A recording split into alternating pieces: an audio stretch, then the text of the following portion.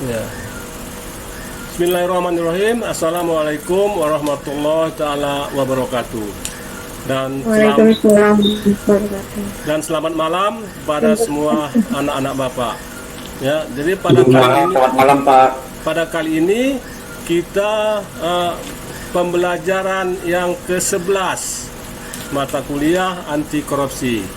Dan dalam pembelajaran ini kita mengadakan seminar lah kecil-kecilan atau workshop kecil-kecilan yang khusus untuk kita semua agar kalian dapat belajar bagaimana menjadi narasumber dan bagaimana kalian memimpin workshop, siapa yang jadi moderatornya, siapa yang jadi co-hostnya dan sebagainya. Untuk itu kita buka pembelajaran ke-11 ini. Kita persilakan pada kelompok 1 untuk mempresentasikan makalahnya. Silakan.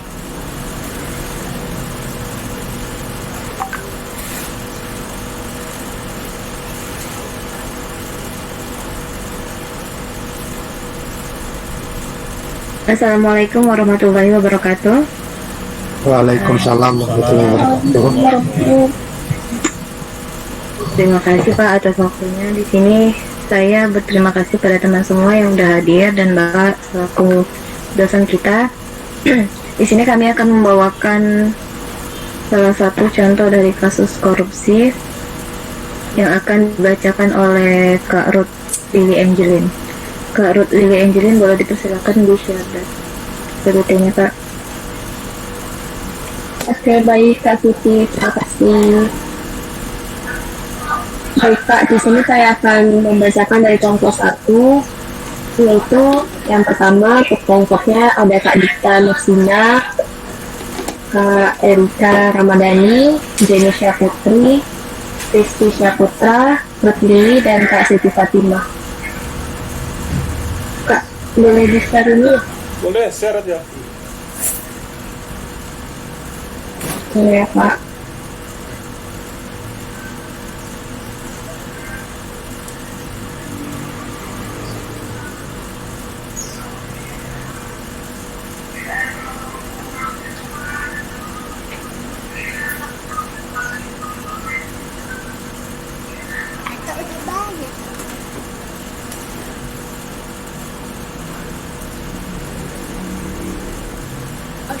Ada tangannya.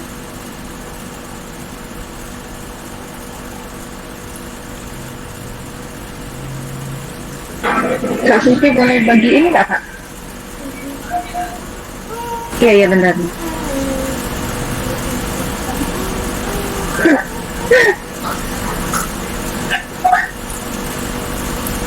Bagaimana sekolah di situ?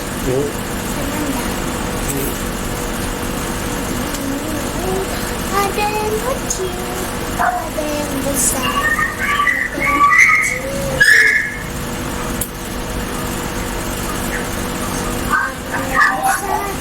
Ada yang kecil. Inilah Kamila Insan.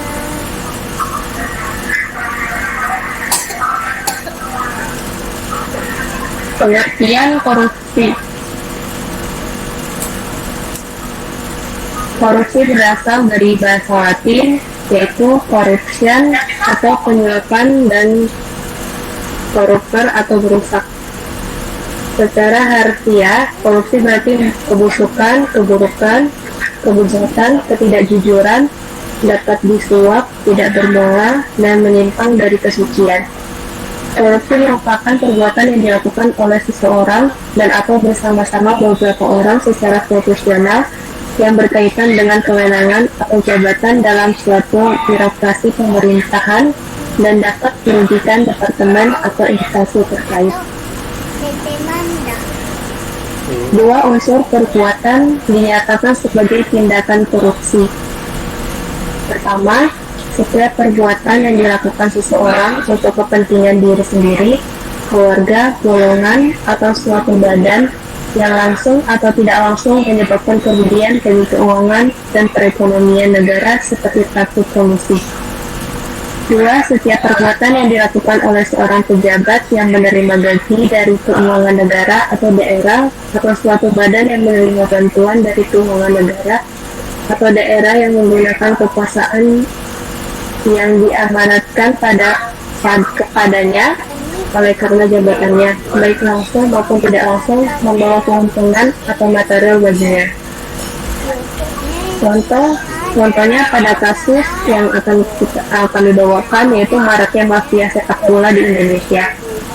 Mafia sepak bola ini sudah mengatur jadwal pertandingan seperti siapa yang menang, skor berapa, dan para mafia itu menggunakan cara menyuap koordinator pertandingan, wasit, bahkan pemain. Dan pelakunya bahkan bisa salah satu ketua PSSI dan pemilik klub. Pengamat sepak bola Rudy S. Kandri menyatakan maraknya match fixing menjadi salah satu penyebab mengapa sepak bola Indonesia tidak kunjung meraih prestasi yang bisa dibanggakan. Pasalnya, walaupun memiliki sumber daya yang bagus, adanya mafia sepak bola membuat Indonesia tidak akan bisa menjadi prestasi terbaik. Tapi para mafia sepak bola ini telah terjadi selama puluhan tahun.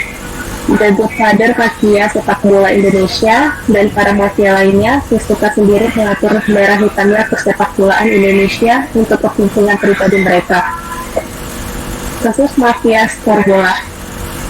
Kronologi pemberian suap untuk wasit yaitu wasit pertandingan Liga 3 antara Persiba Banjarnegara melawan Persikaptas Pasuruan, suap sebesar 45 juta. Lalu suap diberikan oleh mantan anggota Komite Wasit Persatuan Sepak Bola Seluruh Indonesia atau PSSI, Prianto, serta anggota Komisi Disiplin PSSI Dwi Irianto alias Mbah Putih. Tujuannya untuk memenangkan Persibara dalam pertandingan itu. Suap tersebut diberikan sebelum pertandingan berlangsung. Nurul bersama Prianto dan Dwi Irianto menggelar pertemuan di Hotel Sentral Banjarnegara, Jawa Tengah, pertengahan Oktober 2018. Dalam pertemuan itu, turut hadir anggota Komisi Eksekutif PSSI Joharni Eng, Putri Prianto, Anik Yuni Artika Sari, serta perangkat pertandingan lainnya. Hadir juga inspektur pertandingan dan wasit cadangan yang berkumpul dengan harapan memenangkan salah satu klub. Sebelum pertandingan, Prianto memberikan 30 juta kepada Nurul. Lalu setelah pertandingan, Dwi Irianto kembali memberikan 10 juta. Argo menyebut Dwi lantas mentransfer 5 juta sisanya berkat suap tersebut. Persibara memenangkan pertandingan dengan skor 2-0. Polisi menangkap Nurul Senin 7 Januari 2018 di daerah Garut, Jawa Tengah. Penangkapan Nurul merupakan tindak lanjut dari laporan salah seorang manajer klub sepak bola di Jawa Tengah berinisial LI. Dalam kasus ini, sang manajer klub pertama kali dimintai uang senilai 400 juta untuk biaya akomodasi pertandingan U16 wanita. Selain itu, ada penawaran agar timnya lolos liga di tingkat provinsi dengan imbalan 175 juta. Tak berhenti di situ, ada lagi penawaran untuk meloloskan peringkat timnya dari Liga 3 naik ke Liga 2. Harganya 50 juta. Uang lalu dikirim ke rekening, tapi tidak terjadi seperti yang dijanjikan alias terjadi penipuan. Kesimpulannya, dalam hal ini kita mengetahui bahwa kasus suap ini sering terjadi di Indonesia. Dan penyebab terjadinya mafia sepak bola itu sendiri karena kurangnya kesadaran semua pihak dan pendapatan wasit atau pemain yang berkurang. Terima kasih.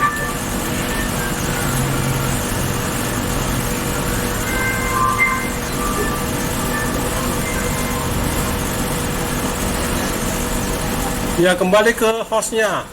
Ya, hostnya Ya, Pak, itu terima sebagai apanya ya? Itu hasil dari suaranya belum kedengaran, Pak. Ya, jadi kembali ke hostnya. Ya, hostnya Masih yang tunggu tuh, Pak. memandu ya bagaimana pertanyaan-pertanyaan ya dan dijawab oleh Pak, kelompok suaranya satu. masih di mute yang punya kakak, Pak. Oh iya ya. Dan jadi setelah selesai ya kembalilah kepada hostnya lah yang memimpin, memandu pertanyaan-pertanyaan yang ada dan mempersilahkan kepada audiens ya untuk bertanya. Ya silakan hostnya Siti Fatimah. Ya, terima kasih Pak.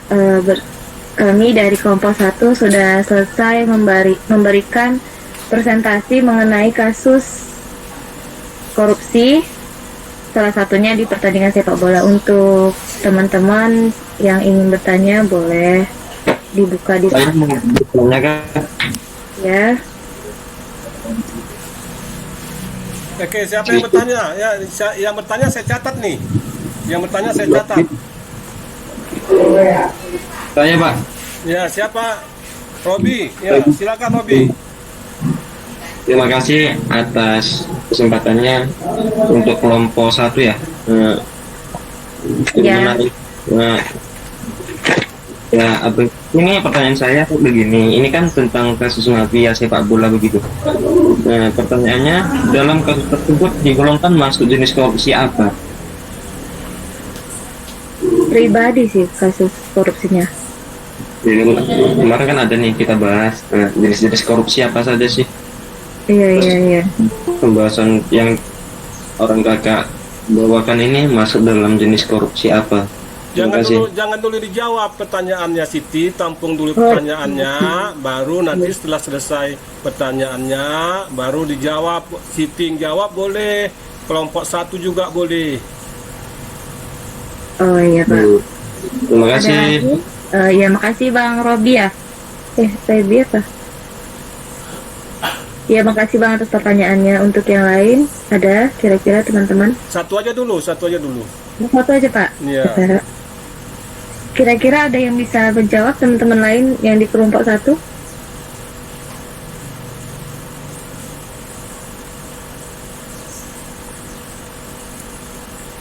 Coba ulangi lagi.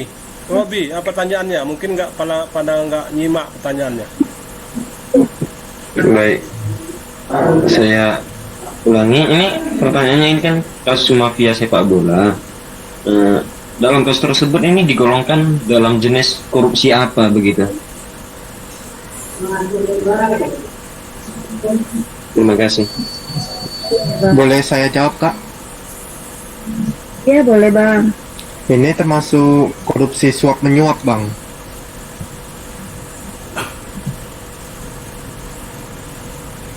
Lebih ke Iya benar. Menyuap sih.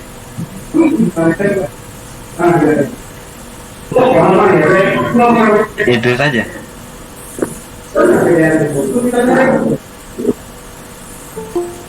Kak Jenny boleh ditambah Kak Ruth?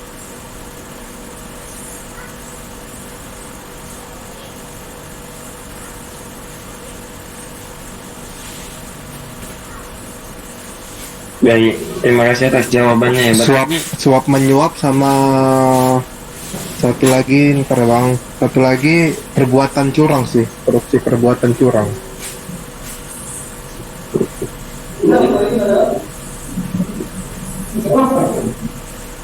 Bisa Itu aja sih, Bang, setahu saya. begitu ya. Gimana Bang tanggapan Abang? Teman-teman yang lain bisa menanggapi atau menambahi. Ya, saya ambil alih ya. Jadi pertanyaan si Robi itu ya mengenai kasus sepak bola tadi yang dibedah.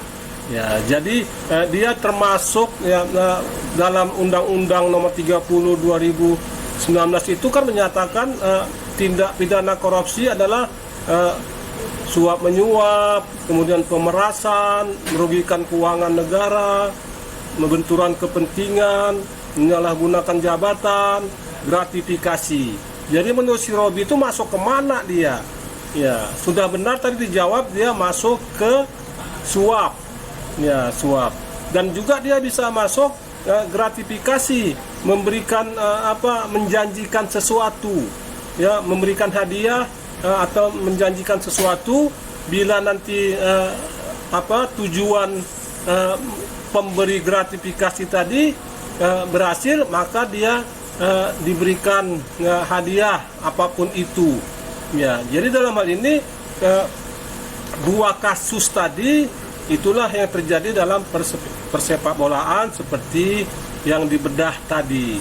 Ya, jadi bisa bisa kena kedua faktor. Yang pertama adalah kasusnya suap menyuap dan gratifikasi. Ya terus Siti. Terima kasih Pak. Itu bisa dibilang juga perbuatan curang ya Pak, dalam suap menyuap sepak bola ini ya Pak ya? Kalau perbuatan curang itu adalah bila sesuatu itu kita mengerjakan proyek dan sudah ada nilainya dan sudah ada speknya, ya, tetapi dikerjakan ya tidak semuanya, itu yang termasuk curang. Ya, jadi bukan tidak termasuk curang dalam contoh soal tadi. Contoh soal tadi dia faktor suap menyuap dan gratifikasi.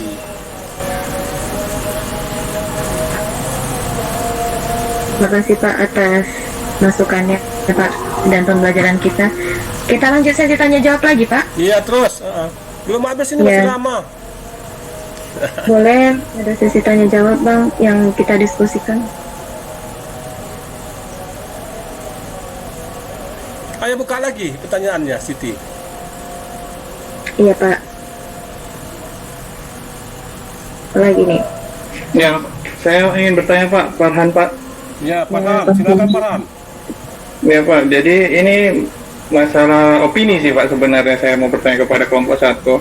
Boleh. Dari kasus tadi ya, itu kenapa polisi itu cuman menangkap itunya saja? Kan itu sudah terjadi beberapa tahun belakangan ini, bahkan puluhan tahun juga mafia bola ini. Kenapa polisi kita itu selalu menangkap orangnya saja yang diberi uang, bukan dalangnya itu atau mastermind-nya itu? Kan itu kalau dengan mengikuti uang atau follow the money kan seharusnya bisa dapat gitu. Itu sih saya mau bertanya kenapanya. Ya makasih Bang Farhan. Boleh saya jawab Bang kira-kira? Ya silakan. Ya, jadi kalau misalnya Abang bilang tadi kenapa nggak ditangkap ya? Kalau dari KPK sendiri sih melakukan pemeriksaan dulu gitu. Benar nggak sih semuanya itu tersangkut paut dengan kasus suap menyuapnya itu? Nah, tersangka itu sudah ketahuan nih, misalnya kayak siapa tadi ya Pak? Si Nurulnya. Nah, dia memang sudah terima dan sudah ditransfer gitu. Dia salah satu yang sudah kena tangkap gitu atas dari transferannya gitu. Nah, kalau yang lainnya itu kan hanya mengikuti dan itu dilakukan pemeriksaan. Tetap ditahan tapi kan tunggu jatuh. Apa ya? Dibilang Pak. Benar-benar ketahuan gitu. Jalurnya dari mana gitu atas kasus suap itu gitu.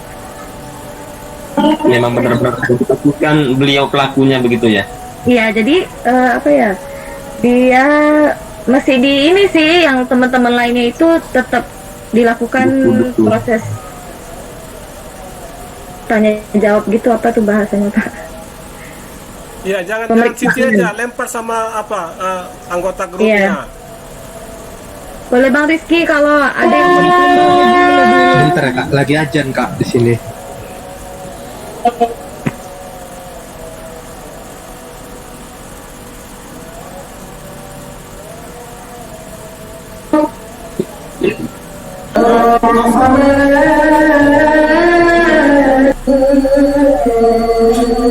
Pak. Ya, Jadi kan silakan.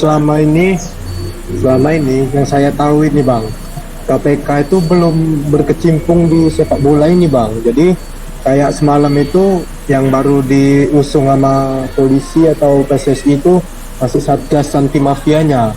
Jadi belum ada KPK-nya di situ. Jadi masih susah lah nyari Jadi, dalang saya potong lagi besarnya ya. itu. Entar lu, saya potong lagi. Jadi dalam kasus ini ya, itu yang bergerak itu adalah polisi, ya bukan KPK.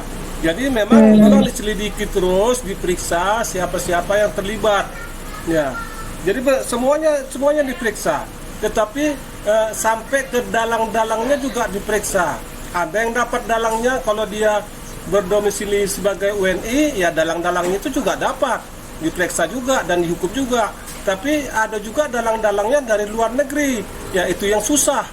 Ya, jadi dalam kasus yang diberikan tadi semuanya diperiksa, semuanya ditetapkan sebagai tersangka dan melanggar hukum. Ya, jadi yang tidak yang tidak dapat dalangnya tadi, ya dalangnya yang berasal dari luar negeri. Ya, itu yang susah untuk melacaknya. Nah, tetapi yang dari dalam negeri semua sudah ditindak tegas semua. Oke, ya silakan lagi silakan Siti buka lagi satu lagi. Terima kasih Pak. Iya. Ya, untuk teman-teman jika ada yang mau diskusi lagi boleh kita buka diskusinya lagi.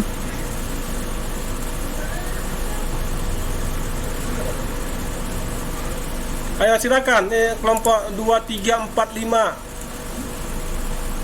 Silakan yang Izin bertanya. bertanya, Kak. Ya, siapa? Boan Iya, Leonardo. Boan, Kak. Ya, Boan, silakan Boan. Kak, saya mau bertanya, itu hukuman apa sih yang diberikan kepada pemain jika terlibat ataupun wasit anggota PSI yang terlibat dalam kasus match fixing ini? Dan kalau ada, apakah hukuman ini membuat pemain ataupun anggota yang terlibat membuat jerah atau mengurangi kasus match fixing ini? Tim PSSI-nya gitu ya? Yang Semua terlibat. Kak, oke, yang terlibat. Boleh saya jawab lagi Bang? Oh, boleh Bang Rizky, silakan dijawab. Udah Bang, pertanyaannya. Udah. Hukuman apa yang diberikan gitu ya dari match fixing Iya. tadi? Iya, Bang Hukumannya Rizky. itu Yang ada lebih tahu. dua tuh Bang. Hukumannya itu yang pertama itu ada yang masuk penjara Bang. Ada yang kasusnya itu dipenjarakan, atau ada kayak beberapa pemain itu kayak dilarang melakukan aktivitas sepak bola Bang. Kayak ada yang 2 tahun, 5 tahun.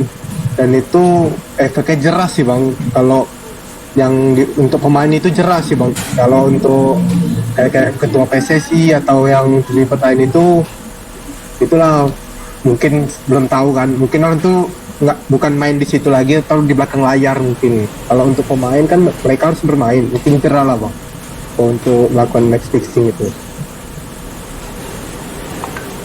Siap, Bang. Ya, ada yang mau ditambahkan lagi dari kelompok 1?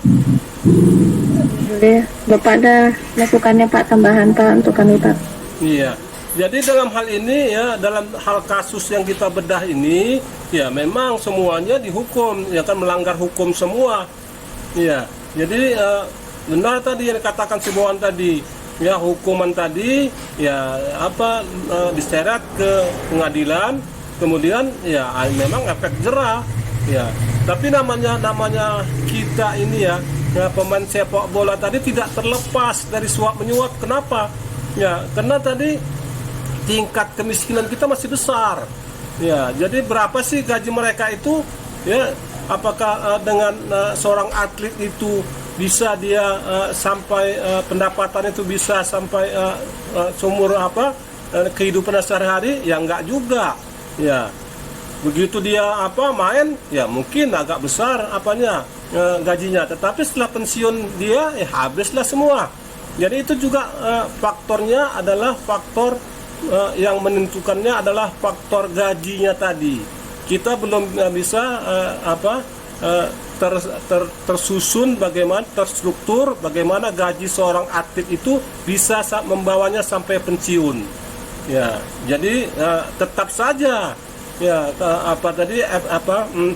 walaupun dia di penjara ya ataupun tidak diskor, tidak boleh main lagi ya, tetapi dengan iming-iming, dengan bandar-bandar tadi diiming-imingi dengan uang yang besar ya, mereka juga berpikir ya ini kesempatan bagi kita ya, kapan lagi ya, ini nggak akan kedapat lagi nih sampai pensiun kita dapat ya, lumayanlah.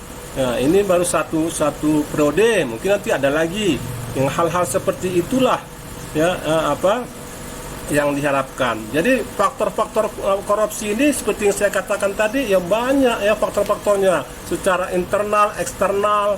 Ya, jadi kalau dilihat bagaimana yang sudah ketangkap KPK itu ya itu berapa faktor. Ya, kemarin kan ada ulangan kita UTS-nya ada beberapa faktor ya yang mereka itu korupsi. Ya, salah satunya hukumnya yang tidak kuat, tidak jelas, efek jerah tidak ada.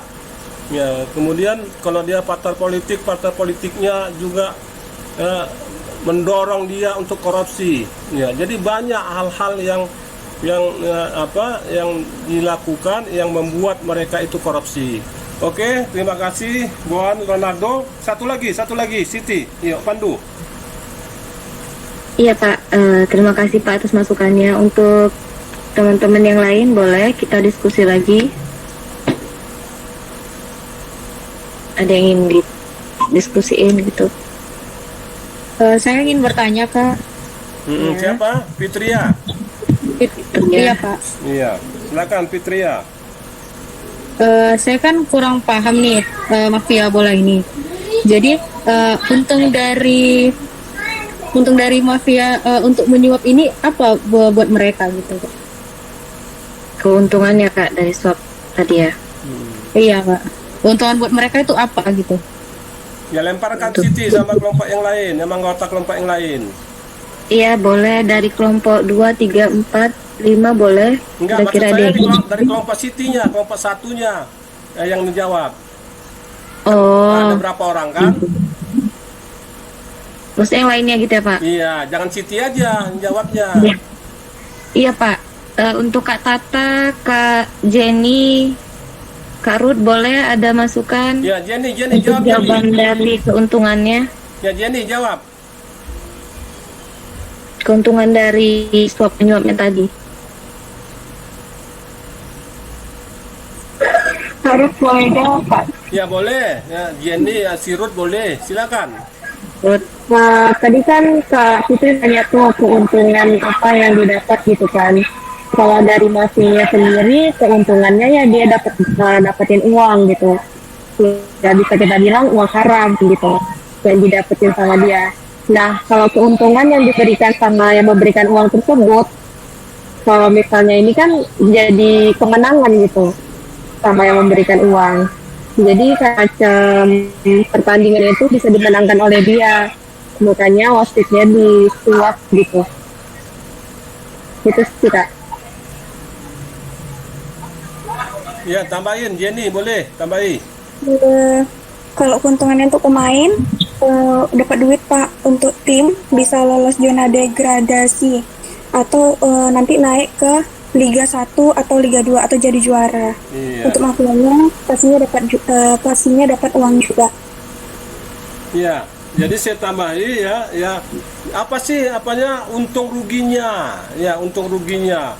Ya bagi yang nerima suap.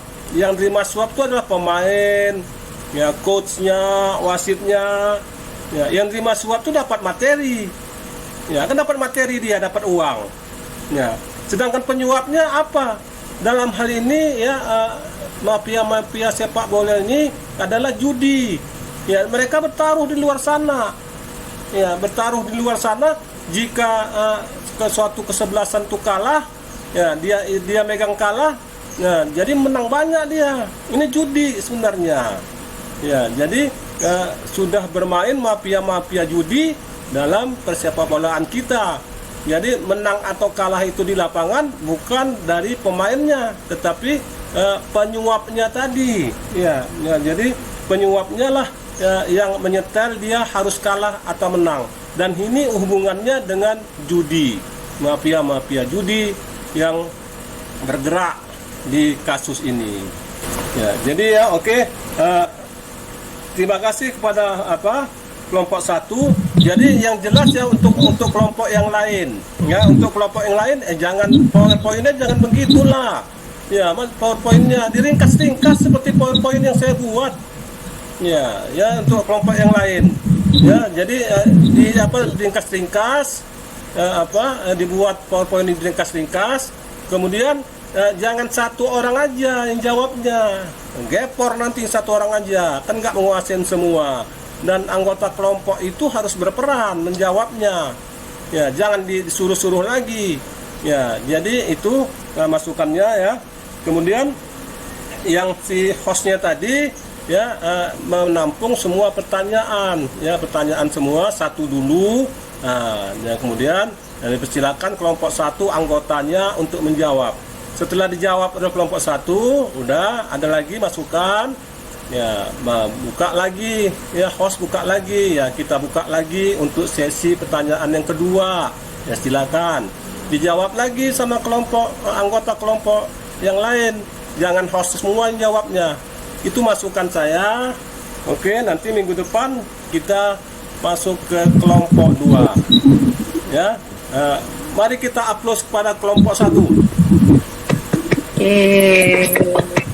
Uri.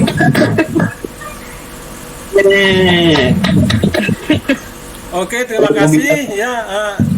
Kita akhiri kuliah kita dengan pembelajaran ke-11. Kita masuk minggu depan pelajaran yang ke-12 dengan kelompok 2. Sampai jumpa minggu depan. Assalamualaikum warahmatullahi taala wabarakatuh. Waalaikumsalam warahmatullahi Dan wabarakatuh. selamat malam semua kepada anak-anak Bapak. Malam. Selamat malam Pak.